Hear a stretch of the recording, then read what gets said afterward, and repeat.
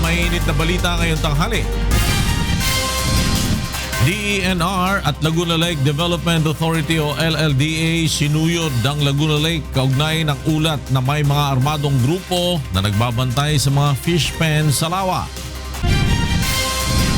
Pagkakaloob ng 1 hanggang 2,000 pisong gratuity bonus sa job order at contractual service employees ng pamahalaan, ipinagutos na ni Pangulong Duterte.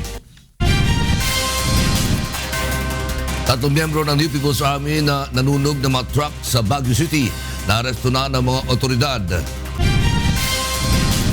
Writ of amparo petition ng mga biktima at survivor ng police anti-drug operation sa Payatas. Sinimulan na ang digin ng Court of Appeals. US travel ban sa Muslim immigrants mananatiling suspendido matapos na hindi katigan ng korte ang apela ng Trump administration. At Judiciary Magistrates at 3-time PNP responders magsasagupa sa semifinals ng UNTV Cup Season 5 ngayong linggo. Magandang tanghali. Tinulungan ng UNTV News and Rescue Team ang isang lalaki na nasagasaan ng sasakyan habang tumatawid sa Caloocan kanina madaling araw. May report si Bernard Dades. Tinulungan ng UNTV News and Rescue Team ang isang lalaking nabangga ng delivery vehicle sa Monumento, Caloocan City kaninang alas 3 ng madaling araw. Agad namang nilapatan ng team ng Pangunang Lunas ang biktima na si Brian San Pedro. Bukod sa mga gasgas sa kanang binti, iniinda ng biktima ang pananakit ng namamagang tuhod. Ayon naman sa driver ng delivery vehicle na si Emmanuel Abergos, papunta sana sila ng Pasig dala ang panindang isda galing sa Navotas nang mabangga ang biktima. Aniya binabagtas nilang EDSA southbound nang biglang balikan ng biktima ang nahulog nitong towel sa kalsada. Kaya naman kahit nakapagpreno na siya ay inabot pa rin at nabangga ang biktima.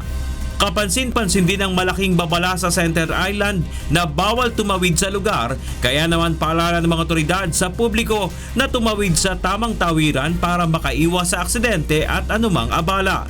Matapos namang malaparan ng first aid ang biktima ay agad itong dinala sa Manila Central University Hospital para malapatan ng kaukulang atensyong medikal.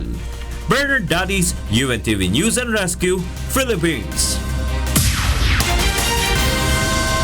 Kasalukuyang nagsasagawa ng inspeksyon ang Department of Environment and Natural Resources o DNR kasama ang ilang kawani ng Laguna Lake Development Authority at Philippine National Police ng Laguna Dibay, Muntinlupa area. Ang operasyon ay upang alamin kung totoo ang ulat na may mga armas ang mga nagbabantay sa ilang fish pen sa lugar at kung lisensyado ang mga armas na mga ito. Ayon kay DNR Undersecretary Arturo Valdez, ang inspeksyon ay bilang paghahanda sa susunod na demolisyon ng mga estruktura sa lugar sa ika-14 ng Pebrero. Nahayag ni DNR Secretary Gina Lopez na nasa pagpapasya na ni Pangulong Rodrigo Duterte kung tuluyan ng hindi makapag-ooperate ang mga minahang kanyang ipinasara. Narito ang report ni Rosalie Cos. Nanindigan si Environment Secretary Gina Lopez na sinunod niya ang rule of law nang magdesisyong ipasara ang 23 non-compliant mining firms at suspindihin ang 5 iba pa kamakailan. Sa isang press briefing sa Malacanang, sinabi ng kalihim na patuloy niyang ipaglalaban ang batas upang mapangalagaan ang kalikasan at kabilang na dito ang pagpapatigil sa anumang mineral extraction sa mga watershed. It will take a miracle to be able to convince me to allow mining in watersheds because as far as I know, it's against the law. You know, it's against social justice. Gayunman, ipinauubaya pa rin ito kay Pangulong Rodrigo Duterte kung tuluyang ipatutupad ang kautosang ipasara at suspindihin ang operasyon ng non-compliant mining firms. At the end of the day, he makes the decisions. And in the cabinet meeting, his last closing remark in front of everyone, we say, I agree no, that there shouldn't be any mining industry in watersheds. Sa ngayon ay tuloy pa rin ang operasyon ng mga naturang minahan habang hinihintay ang desisyon ni Pangulong Duterte sa kanilang apela. Kung hindi paborable ang magiging desisyon ng punong ehekutibo ay maaari itong iakyat sa Korte Suprema. Aminado naman si Secretary Lopez na malulungkot siya kung hindi pagtitibayin ni Pangulong Duterte ang kanyang naunang desisyon, ngunit hindi anya ito sapat na dahilan para magbitiw siya sa pwesto. Samantala, naglabas na rin ng official at detailed audit report ang DENR hinggil sa mga violation ng mga minahan at maaaring makakuha ng kopya nito ang mining firms. Rosa Licoz, UNTV News and Rescue, Malacanang. At sa iba pang mga balita, na-aresto na ng pulisya ang 3 miyembro ng New People's Army o NPA na umunoy nanunog ng truck sa isang minahan sa Baguio City mula sa Lagawi, Ifugao. May report si Grace Doctorero live. Yes, Grace.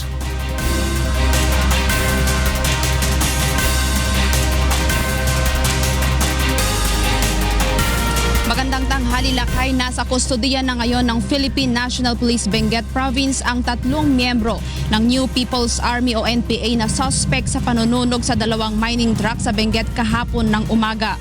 Kinilalang mga ito na sina Antonio Cabalse, Sara Abelion at Marciano Pasion Sagon. Nahuli ang mga suspects sa isinagawang checkpoint sa Barangay Gibraltar, Tip-Top, Baguio City kung saan na-identify ng mga residente ang mga sinasakyan ng mga ito na ginawa ang panununog. Huwebes ng umaga nang silaban ng mga suspect ang 2 Volvo truck ng Felix Mining Corporation sa Sitio Tapak, Barangay Ampukaw. Simula pa kahapon ay nagpakalat na ng tauhan ang iba't ibang unit ng pulisya para tugisin ang mga salarin. Sa ngayon, Lakay, ay tinutugis pa ng mga otoridad ang 2 kasamahan ng mga ito. Nanawagan naman si Chief Superintendent Elmo Francis Sarona, Direktor ng Cordillera Regional Police sa mga rebelde na tigilan na ang mga pag-atake lalo na sa Benguet. Naniniwala ang Regional Police na may kinalaman ang pag-atake sa papalapit na anibersaryo ng NPA sa Marso. Yan mo ang update mula dito sa Lagawi, Ifugao. Balik sa iyo, Lakay. Maraming salamat, Grace Doctorero, nag-uulat mula sa Lagawe, Ifugao. Katanggap na ng National Democratic Front of the Philippines o NDFP ang ginawang pagbawi ng pamahalaan sa Joint Agreement on Safety and Immunity Guarantees o JASIG. Sinabi ni NDFP Chief Negotiator Fidel Agcawili na hindi makatarungan ang ginawa ng pamahalaan dahil naging matagumpay naman ay 3 yugto ng peace talks na ginanap sa Rome, Italy. Ay kay Agcawili, may technical error sa Notice of Termination na nagmula sa Office of the Presidential Advisor on the Peace Process. Dapat ay ipinadala umano ang Notice of Termination sa National Executive Committee ng NDFP Negotiating Panel at hindi kay Chief Political Consultant Jose Maria Sison at sa kanya bilang Chairperson ng Negotiating Panel. Samantala, nagsumiti na ng resolusyon sa Kongreso ang grupong makabayan na humihiling na ituloy ang sinuspending usapang pangkapayapaan ng pamahalaan at ng NDFP. Narito ang report ni Nel Maribuhok.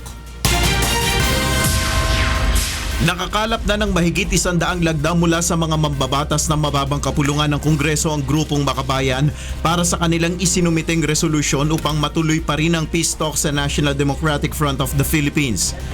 Ayon kay House Committee on Peace, Reconciliation and Unity Vice Chairman Bayan Muna Representative Carlos Zarate, layo ng resolusyon na maiparating kay Pangulong Duterte ang kanilang kahilingan na maipagpatuloy ang peace talks. To give the sense of the House, no, na kay Pangulong Digong, mapaabot yung mensahe kay Pangulong Digong especially na gustong-gusto natin na maituloy pa ang usaping pangkapayapaan. Ngunit aminado si Anak Pawis Representative Ariel Casilaw na may malaking epekto rin dito ang ginawang pagpapawalang bisa ng pamahalaan sa Joint Agreement on Security on Safety and Immunity Guarantees o JASIG. Sino ang makakausap ng GRP if lahat ng mga consultants ay under threat for arrest? Ang JASIG ang nagbibigay proteksyon sa mga accredited peace negotiators ng NDF mula sa pagkakaaresto at interogasyon. Umaasa pa rin ang mga mambabatas na ikokonsidera ni Pangulong Duterte ang mga naging development sa nakaraang 3 round ng peace talks at maisulong muli ang negosasyon sa rebeldeng grupo. Nel Maribuhok, UNTV News and Rescue, House of Representatives. Ilalabas na sa susunod na linggo ng Philippine National Police o PNP Anti-Kidnapping Group ang resulta ng investigasyon nito sa pagdukot at pagpatay sa Koreanong si Ji Ik-ju. Naritong report ni Lea Ilagan. Sa Sa susunod na linggo na ilalabas ng PNP Anti-Kidnapping Group ang resulta ng isinagawang investigasyon ng NBI-PNP Task Force sa Jiik Ju Kidnap Slay case. Ayon kay PNP AKG Director Police Senior Superintendent Glenn Dumlao, kumpleto na ang investigasyon at may nadagdag pang mga suspect sa kaso, ngunit tumanggi muna silang ilabas ang detalye. Next week, may comply namin at may bigyan na namin yung referral. Sir, nadagdagan mo? Tapos sa course ng investigation namin, may mga dagdag. Inihayag rin ng opisyal na iniimbestigahan na rin nila ang mga kaso ng pagdukot at pagkawala ng iba pang dayuhan sa bansa dahil may nakikita silang indikasyon na isang grupo lang ang gumagawa nito. Itong ginagawa nila is actually victimizing the Korean community and even the Chinese community, yung mga foreigners na pupunta rito and even the Indians. So yun lang talaga ang forte nila. So extortion hanggang ayun, pananakot din extortion and kaya bumibigay. Gayunman, itinanggi ni Dumlao na may presensya ng Korean mafia sa bansa dahil isolated case lamang ang kaso ni G. Subalit aminado ang opisyal na may gumagaya sa estilo ng grupo kung paano mandukot at mangikil sa mga dayuhang biktima. Leia Ilagan, UNTV News and Rescue, Camp Crame. Nagsimula ng dinggin ng Court of Appeals ang amparo petition ng mga biktima at survivor ng Oplan Tokhang sa Payatas. At mula sa Court of Appeals, may report si Roderick Mendoza live. Go ahead, Roderick. Well, katatapos lamang halos nitong pagdinig dito sa writ of amparo petition dito sa Court of Appeals of 14th Division para kaugnay nitong petition ng mga survivor at kaanak ng 4 na biktimang napatay sa Oplan Tokhang sa area B sa Payatas, Quezon City noong Agosto ng nakarang taon. Dumalo sa pagdinig yung kaanak ng mga biktima at itong survivor na si Efren Murillo. Kasama rin dumalo yung mga pulis na inareklamo, itong mga respondent na sina Police Superintendent Lito Paday, ang QCPD Station 6 Commander, si Police Senior Inspector Emil Garcia na siyang team leader noong mga pulis na nagsagawa ng operasyon, at ito sina PO3 Alan Formeliesa, PO1 James Agarao, PO1 Melchora Navisaga. Kasama rin dumalo si Police Chief Superintendent Guillermo Lorenzo Eliasar, ang QCPD Director. At sa pagdinig kanina ay hindi na tinutulan nitong si Assistant Solicitor General Herman Simafranca ang petisyon para sa paglalabas ng writ of amparo laban dito sa biktima. Dahil sinasabi nga nitong Solicitor General na tumatayong abogado ng mga respondent o nitong mga pulis ay talagang obligasyon naman ng Estado at partikular ng ating mga pulis na magbigay ng proteksyon o bigyan ng proteksyon itong mga mamamayan ng ating bansa. At sa kapanayanan niya, hindi na nga dapat talaga redundant na o hindi na kinakailangan talaga itong paghahain ng writ of amparo petition dahil obligasyon naman ng gobyerno na proteksyonan at tiyakin ang seguridad ng ating mga mamamayan. At dahil dito, dahil sa hindi na pagtutol ng Solicitor General dito sa petition para sa writ of amparo ay isinumite na for resolution ng 14th Division ng Court of Appeals itong petition at maglalabas na lamang sila ng desisyon sa loob ng 10 araw. Ayon pa dito kay Assistant Solicitor General Simafranca na ipaliwanag naman nila doon sa mga pulis na mga respondent na obligasyon nila na bilang sila ay mga pulis na sumumpa na puprotektahan at paglilingkuran yung taong bayan ay naiintindihan naman umano nitong mga respondent na talagang obligasyon nila at kailangang proteksyonan yung karapatan ng mga mamamayan. Waila? Maraming salamat sa iyo, Roderick Mendoza, live mula sa Court of Appeals. Samantala'y pakakansela na ng Senado ang passport ng dating pulis na si Wally Sombero upang mapilitan itong umuwi ng bansa at humarap sa pagdinig sa 50 million bribery scandal. Narito ang report ni Joyce Balancho. 3 beses nang hindi dumalo sa pagdinig ng Senado hinggil sa 50 million bribery scandal sa Bureau of Immigration si retired Police Senior Superintendent Wally Sombero, ang itinuturong kanang kamay ng negosyanteng si Jack Lam.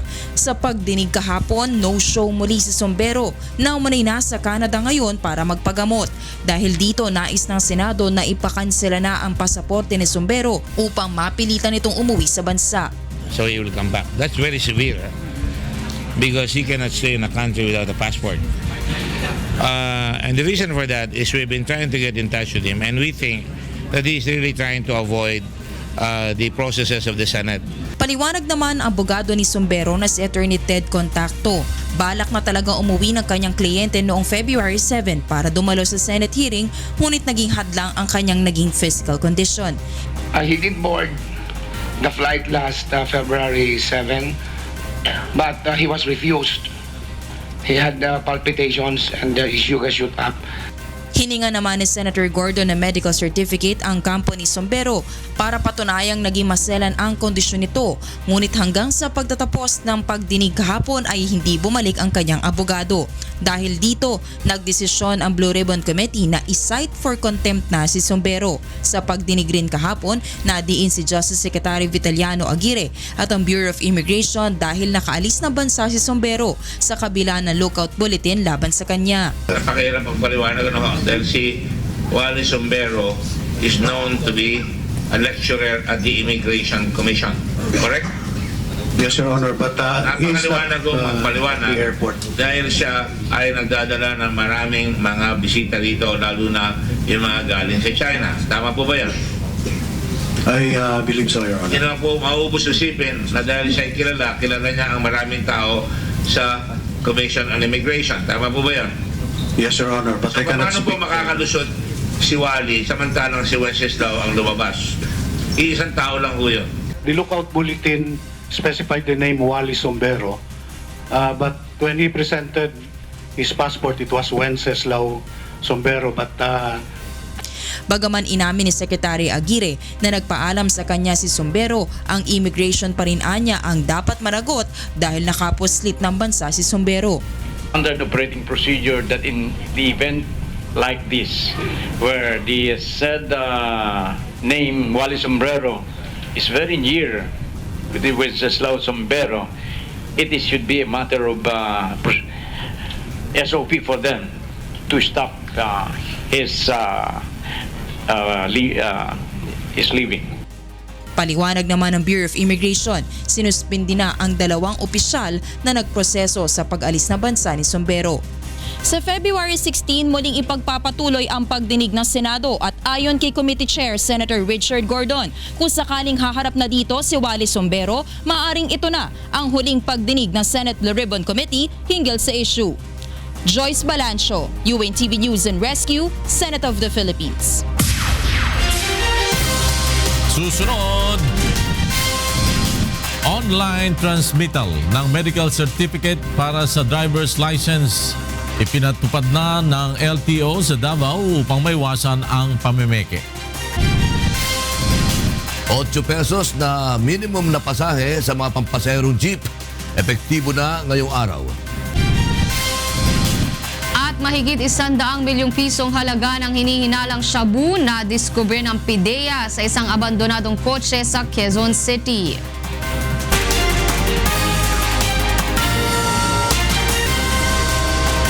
Epektibo na ngayong araw ang 8 pesos na minimum fare sa mga pampaserong jeep na aprobado ng Land Transportation Franchising and Regulatory Board o LTFRB. Mula sa Quezon City, may report si Joan Nano live. Yes, Joan? Ipinatutupad na nga simula ngayong araw ang pisong dagdag singil sa pasahe sa lahat ng mga pampasaherong jeep na bumabiyahe dito sa Metro Manila, sa Central Luzon, sa Calabarzon at Mimaropa Region. Matapos nga na aprubahan ng Land Transportation Franchising and Regulatory Board o LTFRB ang petisyon na inihain ng ilang mga transport group. Ibig sabihin nga, Floor, 8 pesos na ang babayaran nating minimum na pamasahe sa lahat ng mga pampasaherong jeep simula ngayong araw ng Biyernes. Kabilang sa mga naghain ng petisyon sa LTFRB ang grupo ng Federation of Jeepney Operators and Drivers Association of the Philippines o PEJODAP, ang Land Transport Organization of the Philippines o LTAP, kasama rin ang ACTO at ALTODAP. Ang naturang dagdag singil sa pasahe ay bunsod ng patuloy na pagtaas ng presyo ng produktong petrolyo sa merkado. Nagpaalala naman ang LTFRB sa mga driver na dapat na ipaskil sa loob ng kanilang mga jeep ang Notice of Provisional Fare upang malinaw itong mapansin ng mga pasahero. Nilinaw naman ni LTFRB Chairman Martin Delgra na sa ngayon ay tanging ang provisional fare increase pa lamang ang kanilang pinapayagan. habang pinag-aaralan pa nila ang main petition na inihain ng mga transport group upang matukoy kung magkano ang talagang idaragdag na pamasahe. Mananatili naman sa 1 peso and 50 centavos ang idaragdag na singil sa bawat susunod na kilometro na biyahe ng jeep. Matatandaang inaprubahan ng LTFRB ang pisong dagdag singil sa pasahe sa mga pampasaherong jeep noong Lunes. Una nang inianunsyo ng ahensya na iiral ang dagdag singil noong Miyerkules. Kaya naman may ilang mga driver ang nalito at maagang naningil ng 8 pesos na pasahe. Flor, kanina nga ay nag-ikot tayo dito sa ilang area sa may elliptical road at kumausap tayo ng ilang mga pasahero hinggil nga dito sa kanilang opinyon sa ipatutupad na o ipinatutupad na dagdag singil. At ayon nga sa kanila, Flor, ay makatwiran lamang naman daw ito dahil alam din naman nila na tumaas na nga ang presyo ng mga produktong petrolyo at ayon nga rin sa kanila kung ito naman talaga yung itatakda ng batas ay wala rin naman sila magagawa kundi ang sumunod lamang. Flor? Joan Nano nagulat mula sa Quezon City. Upang maiwasan ang pamimeke, gagamitin na ng Land Transportation Office Davao ang online para sa pagsusumite ng medical certificate ng mga gustong kumuha ng lisensya. Narito ang report ni Victor Cosare. Napili ang Land Transportation Office Region 11 bilang pilot area ng online transmission ng mga medical certificate.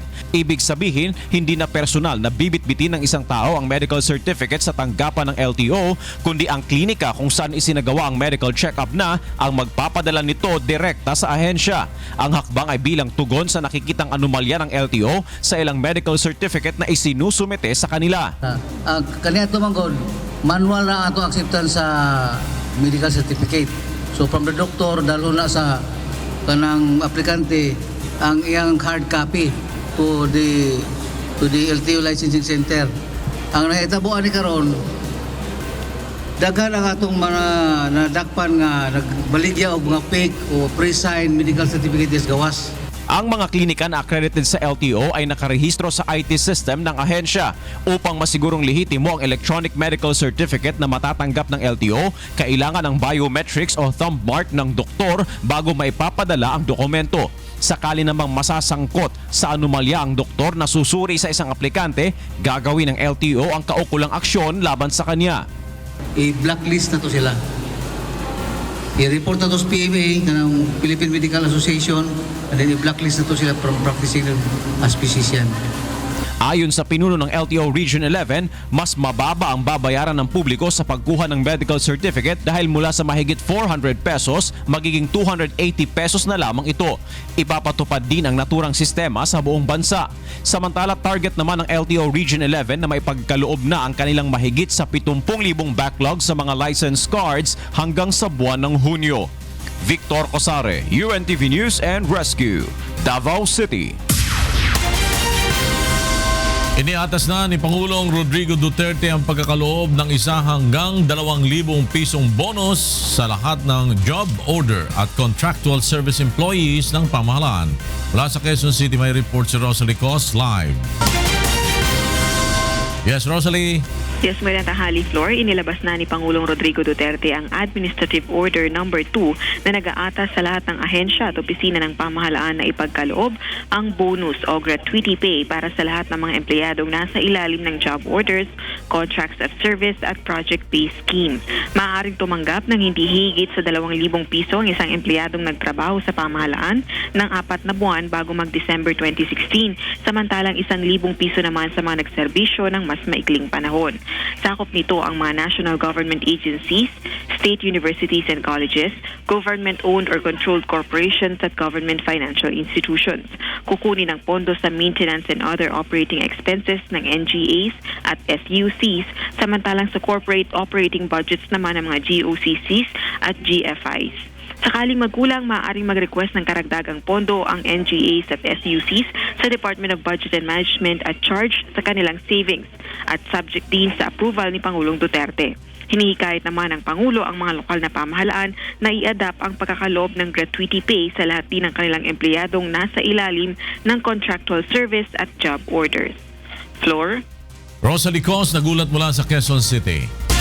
Tulad ng Philippine National Police o PNP, magsasagawa na rin ng internal cleansing ang Department of Environment and Natural Resources o DNR laban sa mga tiwali nitong empleyado. Narito ang report ni Leslie Longbong.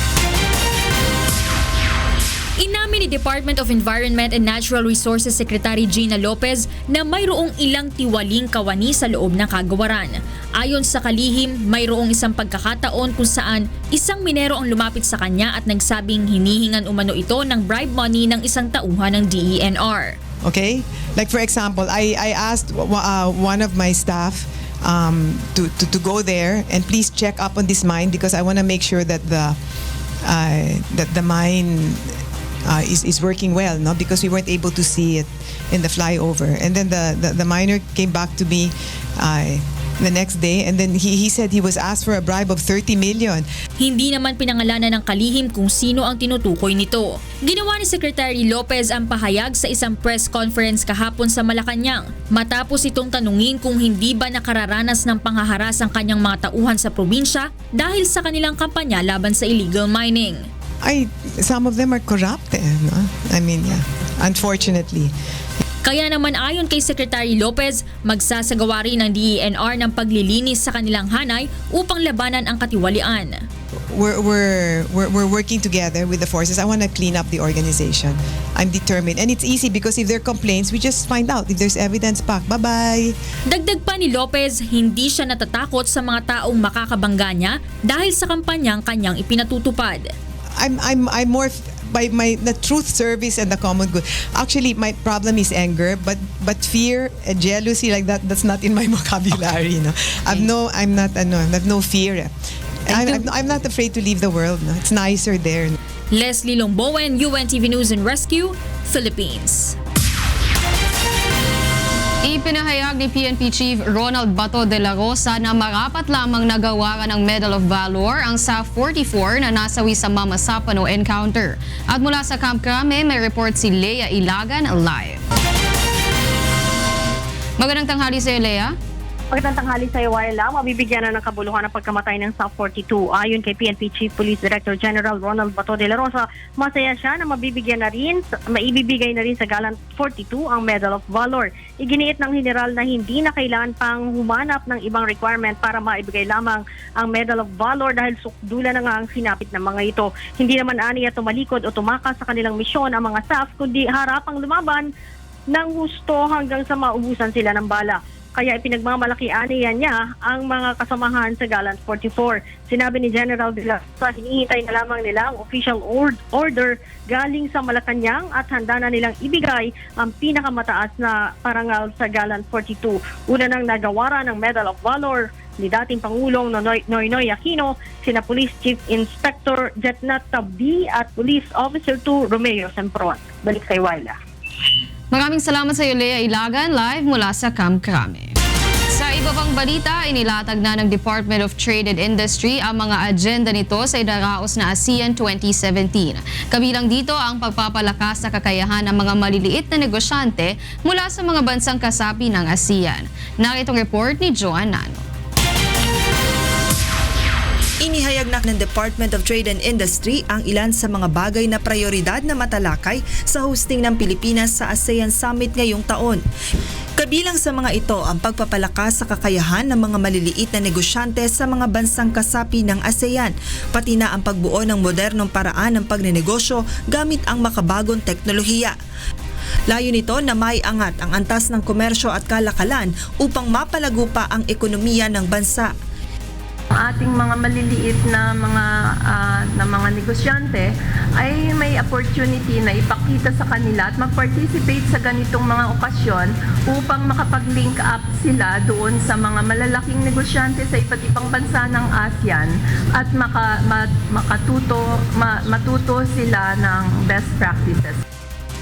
Inaasahan rin sa idaraos na ASEAN 2017 ang pagpapatatag sa ugnayan ng Pilipinas sa iba pang bansa sa Asia upang makahikayat ng mas makalikha ng mga trabaho para sa mga Pilipino. It will provide more opportunities, trabaho. Sa tulad ng tinutulak ng Department of Trade and Industry, the more we promote ganitong economic activities, mas masigla, mas dadaming investment, mas dadami ang trabaho. So, mas marami opportunity. Or mas dadami ang negosyo na oportunidad din. Yung mga maliliit na negosyante, makapag-umpisa sila, makakabenta sila sa labas. Nakapaloob rin sa ASEAN 2017 ang iba't ibang aktibidad gaya ng Women in Tech Conference, ASEAN Youth in Carnival at ASEAN Creative Cities Forum and Exhibition na may layuning malinang ang kakayahan ng micro, small and medium entrepreneurs.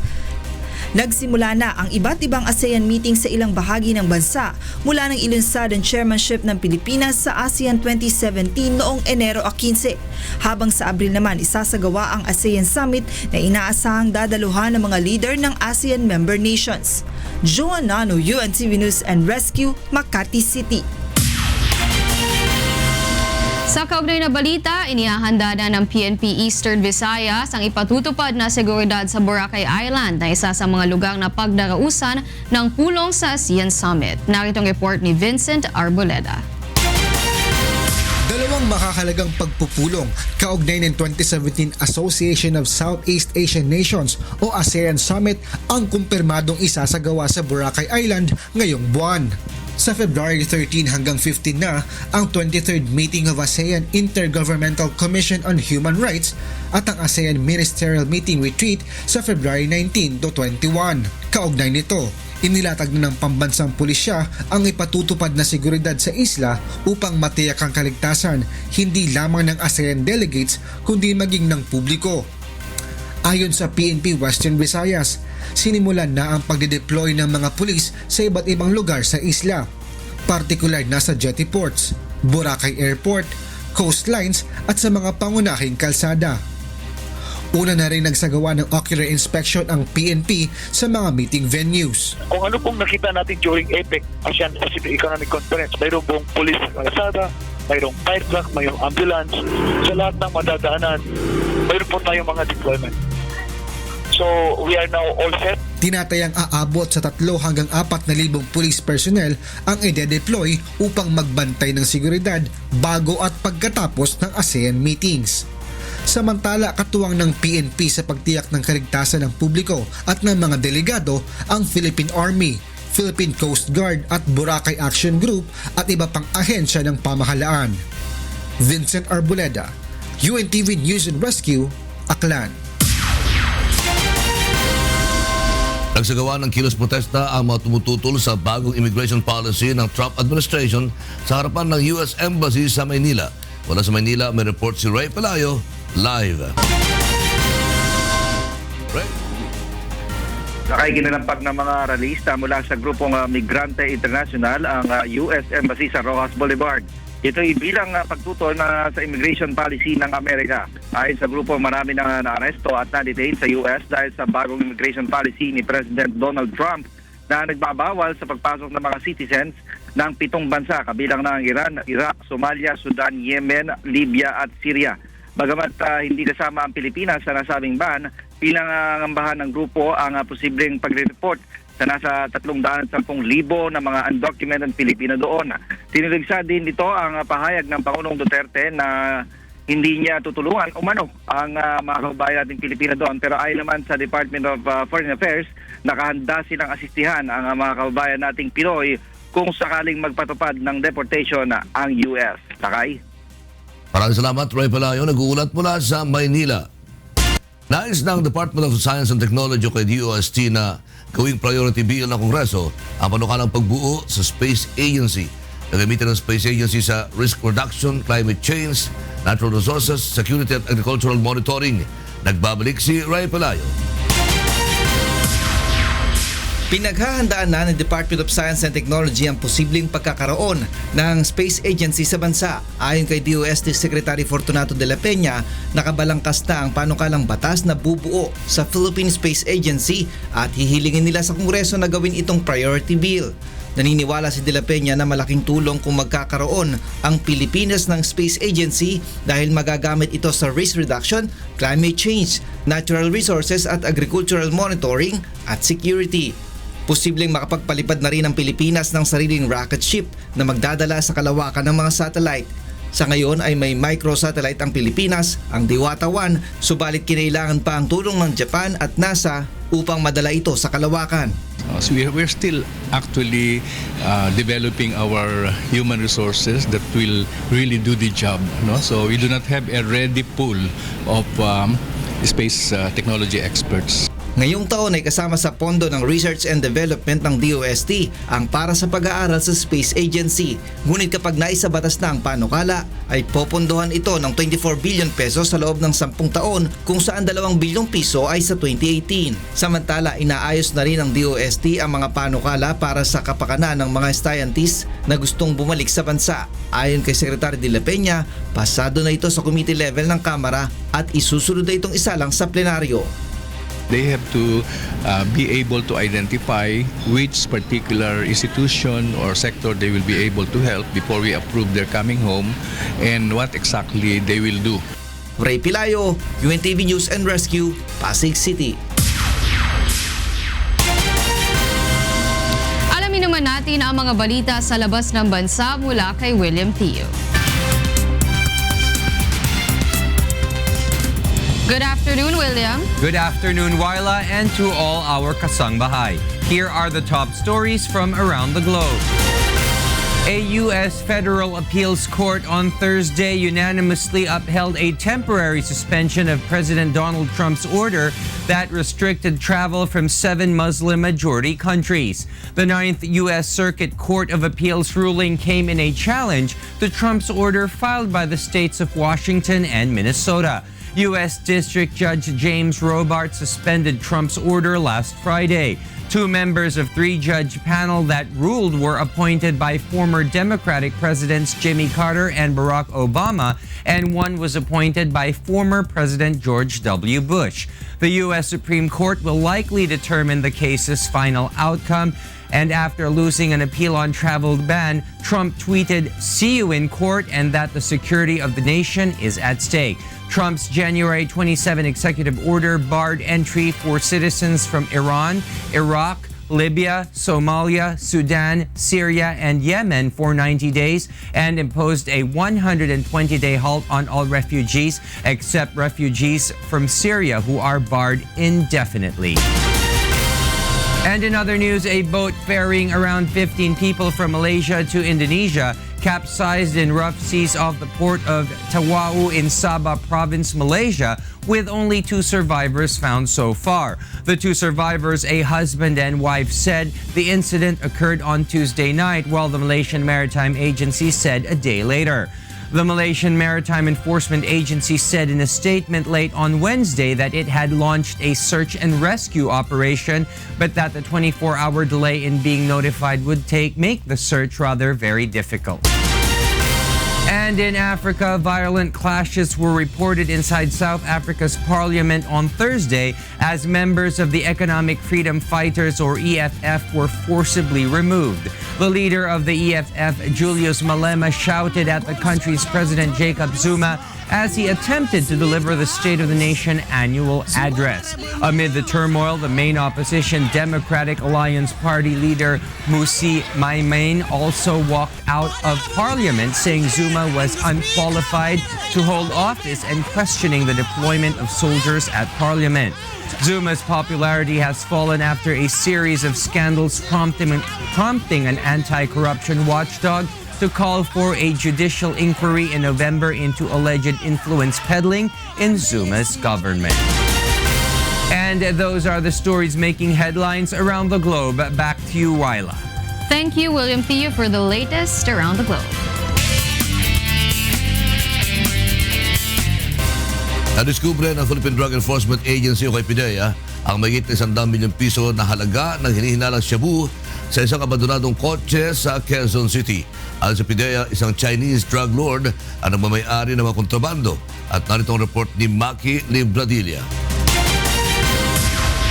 2 water container na may lamang kilo-kilong hinihinalang shabu ang nadiskubre ng mga operatiba ng Philippine Drug Enforcement Agency o PDEA nang buksan ang compartment ng isang abandonadong kotse sa Tangali Street, Barangay San Jose sa Quezon City kagabi.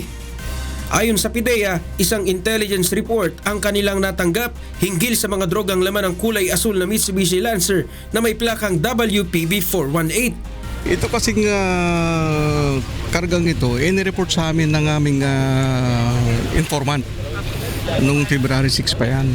So, kuha namin ng details pa until last night na nag-report ulit. Ayun nga, Sabi may nakapark na sasakyan dito sa street na ito at may kargang shabu. Hindi residente rito yan, hindi kotse rito ng residente yan eh. Sa tingin ko hindi dito ilalaglag yung shabu na yan eh. Hindi dito, posible nakatunog lang yan. Inabandon na yung sasakyan dito. Ayon sa PIDEA, 3 araw na nilang minanmanan ng naturang sasakyan para mahuli kung sino ang nag-iwan ito. Subalit tila nakatunog na nila ang mga sospek sa kanilang operasyon kaya tuluyan ng inabandona ang kotse.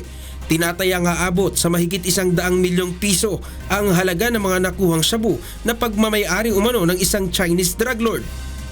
Sa pangalan wala siyang hindi niya alam kasi basta according to him ito ay pag-aari ng Chinese drug lord. Alright. Transnational. And alam natin kung kanino dadalhin, sir? Hindi rin alam. Kaya nga binabantayan namin kung sino ang kukuha. So it so happened na parang nabulabog dahil may insidente nga na i-re-raker sana ito. So kanina tumawag yung aming informante na parang narinig niya sa na hindi na talaga kukunin. Okay. Isa sa ilalim naman ang mga nakumpiskang kontrabando sa chemical test. Maki Libradilla, UNTV News and Rescue, Quezon City. Susunod, Judiciary Magistrates at PNP responders magsasagupa sa semifinals ng UNTV Cup Season 5 ngayong linggo. At mga makukulay at kakaibang hot air balloons pinalipad sa pagsisimula ng 21st International Hot Air Balloon Fiesta sa Clark, Pampanga.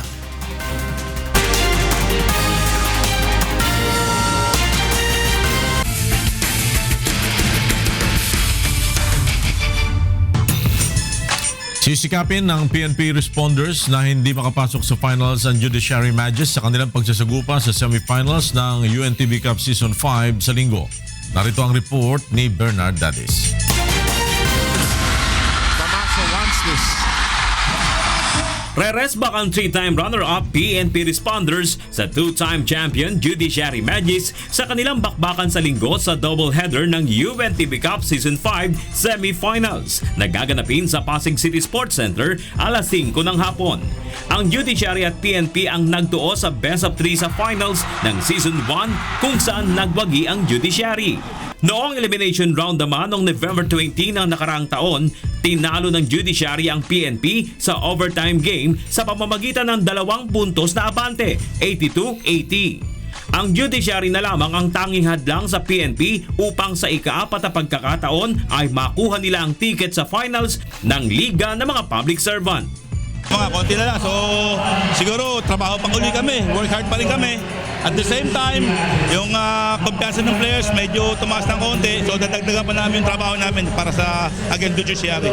Ang Magis ay pinangungunahan ng mga dating professional basketball player na sina Don Tomaso, Warren Ibanez, Julius Rabino at Chester Tolomia. Depensa, definitely depensa. So doon kami pupunta. Depensa. Samantalang mahigpit na depensa rin ang inihahanda ng Judiciary kontra PNP responders. Talagang pinursigi ng mga players namin na nagtulong-tulong, tsaka yung depensa talaga pinag-usapan namin yon para hindi na kami problema, tsaka pagpasok sa semifinals maganda yung namin, mataas ang moral. Sana yung magtuloy-tuloy makarating sa finals.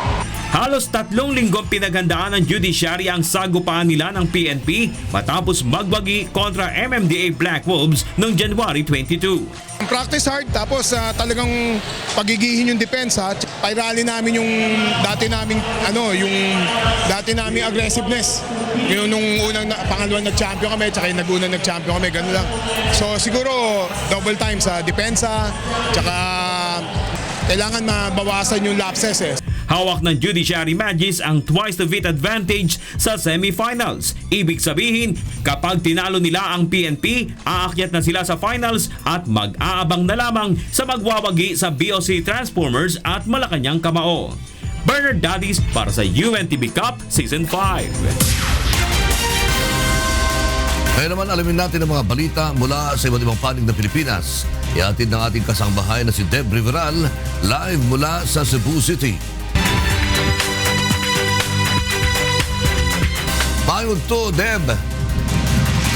Yes, daghang salamat lakay ug maayong udto sa atong mga kasangbahay. Ani ana mga balita gikan sa nagalain-lain dapit sa Pilipinas. Patay ang usa ka grade 4 student sa Alilem, Ilocos Sur human makuryentehan sa bintana sa school canteen kagahapon. Ani ang report ni Toto Fabros. Pasado alas 7 tibigat idikalman na i-report ti Alilem Police Station tinasarakan nga bagit ti maysa nga ubing awanan biagnan iji anaaw elementary school. Nakita dagiti nagresponding awtoridad ti 11 anyos nga biktima ititawat ti school canteen. Maaari pong itong bata papasok dun sa kantin para baka may gagawing masama. Kasi ang pinasukan niya po ay hindi po sa pinto, dun sa may steel window po. Maibasar ti inisyal nga investigasyon ti Alilem Police na kuryente ti grade 4 student kalpasan nga dumket ti live wire nga naikabil ti landok nga tawat ti kantin. Inaklon met ti maysa nga mangisursuro ti paningikabil ti live wire ti tawa kas pangbutbuteng kadagiti agtatakaw ti school canteen. Oo, akong nagkuhan pero hindi naman namin sinasadya na kuhan. Kasi ilang beses na kasi napasukan yung kantin namin. Maaari po na may karapin itong teacher sa paglagay niya ng live wire na sanhi na ikinamatay ng bata. Tagdamakit or orayan pa dagiti otoridad ti desisyon tinanang ti biktima nga dati ba lasiw taaw no mangyuli ti darum kontra ti mangisursuro. Toto Pabros, UNTV Damag Ken Salakan, Alilem, Ilocos Sur. Sugdan na ang konstruksyon sa 21.5 kilometer economic highway road sa Bacolod City nga gilaumang makatabang sa ekonomiya ug traffic congestion sa dakbayan. Kini ang balita ni Lalaine Moreno. Isa sa ginaatubang nga problema sa Bacolod City Government ang traffic congestion. Bangod sa padayon nga pagdamo sang mga salakyan nga nagatuga sang pagutok sang mga dalan. Agod masolbar ini igapatukod ang New Bacolod Economic Highway Road nga magasugod sa Barangay Sumag hasta sa Bacolod City Silay Airport nga ginalauman hindi lamang nga makapahagan-hagan sa traffic kundi sa ekonomiya man sang banwa. Kagapon ginpangunahan ni Department of Public Works and Highways Secretary Mark Villar ang groundbreaking ceremony sang nasambit nga road project sa Barangay Kabug, Bacolod City. Kaya nandito ako para siguraduhin na magsisimula na itong project dahil alam po namin na napakahalaga ang economic highway para sa ating mga kababayan dito sa Negros. 4.8 billion pesos ang kabilugan nga balor sang nasambit nga proyekto nga may 4 ka lanes kag 3 ka taytay. Magaserbi ini nga alternative road sa mga motorista halin sa Bacolod City Central Business District pakato sa Bacolod City Silay Airport. Makabulig man ini sa ekonomiya sang Talisay kag Silay City nga sakop sang economic highway. Masobra 1 ka oras na lang ang 3 ka oras nga biyahe halin sa Barangay Sumag hasta sa Bacolod City Silay Airport bangod wala na sang traffic sa kalapad sang kalsada. We started this as a concept to ease traffic kay nakita namon ang impact sini sa ekonomiya sa Bacolod once this is finished. Sini nga si Mana pagasugudan ang pagpatindog sang New Bacolod Economic Highway Road kag ginalauman nga matapos ini sa sulod sang 5 ka tuig. Lalaine Moreno, UNTV Balita kag Rescue, Bacolod City. Sobra sa 500 ka tinunan ang niapil sa gihimong pinakaunang street dancing showdown competition sa Aliaga sa Nueva Ecija. Si Danny Munar sa maong report. Sa layuning mapaunlad pa ang turismo at maging mas aktibo ang mga mag-aaral sa bayan ng Aliaga sa Nueva Ecija, isinagawa ang kauna-unahang street dancing showdown competition sa pangunguna ng lokal na pamahalaan. Ang kompetisyon ay nilahukan ng mahigit 500 estudyante mula sa 26 na barangay ng Aliaga. Suot ang kani-kanilang costume, nagpasiklaban sa pagsayaw ang mga ito sa temang Bagong Aliaga para sa bagong simula ng pagbabago. Libo-libong Novo Ecijano at mga turista ang dumayo sa bayan upang panoorin ang street dancing competition. Napakaganda, no? Hindi namin na-expect na ganito yung kalalabasan. Kasagulat kami kasi ang daming talent namin nakikita. No? Dito talaga hinahanap namin. Nag-invest kami dun sa talent ng mga batang Aliagueño. Kasi dito may pag-asa yung pagbabago. Actually, ngayon ang binibigyan namin ng pansin sa Sangguniang Panlalawigan, nagsulong ako ng isang ordinansa, ito yung Tourism Code of Nueva Ecija. At siyempre yung patuloy nating suporta, of course, sa education, sa peace and order. Samantala, gagawin na ang naturang kompetisyon taon-taon kasabay ng pagdiriwang ng founding anniversary ng Aliaga upang mas makahikayat pa ng maraming turista. Danny Monara, UNTV News and Rescue, Nueva Ecija. O kana ang mga balitang atong gitutukan gawas sa kauluhan. Gikan dinhi sa Cebu City, balik din ha sa inyo lakay. Dagsang salamat, Deb Riveral.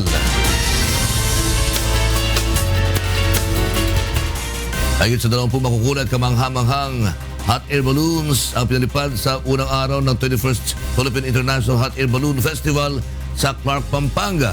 Narito report ni Joshua Antonio. Hindi pa man sumisikat ang araw ay nakapila na ang local at foreign tourist para saksihan ang pagbubukas ng 21st Philippine International Hot Air Balloon Fiesta. Mahigit 20 makukulay at iba't ibang disenyo ng hot air balloon ang nasaksihan ng mga turista dito sa Clark, Pampanga. Iba-iba ang hugis at kulay ng hot air balloons. May kulay ng bandila ng Pilipinas, may hugis bahay, kotse at meron pang kalarawan ni Master Yoda. Tampok rin sa nasabing event ang paragliding, air show ng mga eroplano at kite flying. Yes, first time. Okay, we are enjoying. We had so much fun. It's been a good experience. I've really enjoyed it. Samantala, nilinaw naman ng Department of Tourism at event organizers na hindi ito ang huling pagsasagawa ng Hot Air Balloon Festival sa Pampanga. As long as maganda yung festival, maganda yung festival, we will definitely support kahit saan bahagi siya ng bansa. Definitely, it will not be the last. And nakikita na naman kahit Thursday ngayon, ang dami-daming taong pupunta. Ang contract ng foundation was up to this year. That's why I think some people just misinterpreted it. But, well, you heard our BCDA president that he would love to continue. Inaasahang aabot sa mahigit 50,000 local at foreign tourist ang dadagsa sa festival na tatagal hanggang February 12, araw ng linggo. Joshua Antonio, UNTV News and Rescue, Pampanga. Namigay ng strawberry cakes at iba pang produkto kaugnay ng pagsisimula ng pagdiriwang ng Strawberry Festival sa La Trinidad, Benguet. Narito ang report ni Grace Doctolero. Nagsimula na ang taunang Strawberry Festival sa La Trinidad, Benguet. Tema ng pagdiriwang ngayong taon ang pagpapalakas sa agro-ecotourism ng bayan sa pamamagitan ng mga pangunahin nitong produkto gaya ng strawberry, mga gulay at kape. Tampok sa festival ang iba't ibang aktibidad gaya ng beauty pageant, sports at strawberry cake making competition, kung saan 10,000 slices nito ang ipamamahagi sa mga makikisaya sa okasyon, bukod pa sa mga produktong may halong strawberry gaya ng jam, wine at muffins. Highlight rin ang street dance, drum and lyre at float parade na isasagawa sa March 19. They will be inventing not using motorized equipment. Yan ang gagawin sa float parade. But sa street dancing, yung dating panamin ng mga costumes, we have 16 barangays. So they all participating and Nagpahayag naman ng suporta ang Department of Tourism Cordillera sa La Trinidad sa pamamagitan ng international campaign na DOT Car Rebloom Project na isasagawa sa munisipalidad. The Department of Tourism has taken on the initiative of providing a study on the development of a tourism development plan for the whole strawberry fields of La Trinidad. And we're giving this study as a gift to this place. Tiniyak din ng DOT na mananatili ang malawak ng strawberry at vegetable fields sa La Trinidad sa kabila ng pagdagsa ng mga investor at turista. Lahat po ng mga proyekto na ilulunsad ng Department of Tourism CAR are para sa komunidad. Everybody should be part of our progress in making your communities also develop in a sustainable, inclusive way. Grace Doctolero, UNTV News and Rescue, Benguet. At yan ang mga balitang aming tinutukan at inaksyonan. Dahil sa aming pagbabalita, una ang pagkalinga sa kapwa. UNTBC News, may balita sa anumang panig ng daigdig. Magandang tanghali at Happy Weekend!